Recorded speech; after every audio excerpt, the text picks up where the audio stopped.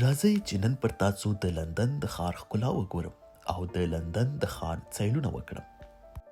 د لندن ښار د اروپایي ښارونو څخه یو ښکلی ښار دی چیرته چې ګڼ شمېر اوسیدونکي اوسیږي. دا مهال په لندن کې تقریبا 10 میلیونه وګړي ژوند کوي او په همدې ډول په ټوله اروپا کې د لندن ښار د ګڼ نفوس ښار درلودونکی دی. په انګلستان کې نسبت د نورو اروپایي هیوادونو په پرتله اسلامیک فریډم یعنی اسلامي ازادي ډیره ورکړل شوې. ځکه خو په انګلستان کې مختلف مذهبونه شتون لري.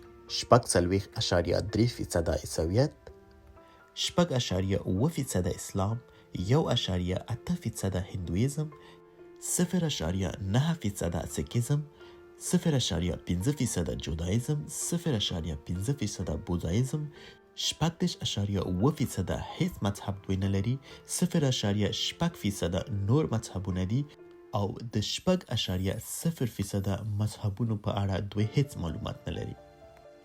که چیرې موږ د لندن ښار د نیویارک له ښار سره مقایسه یا پرتله کړو نو د لندن ښار ټوټل مساحت 607 سکویر مایلز یعنی 1522 سکویر کیلومترز دی او په همدې ډول د نیویارک د ښار ټوټل مساحت 304.6 سکویر مایلز یعنی 709 سکویر کیلومترز راځي.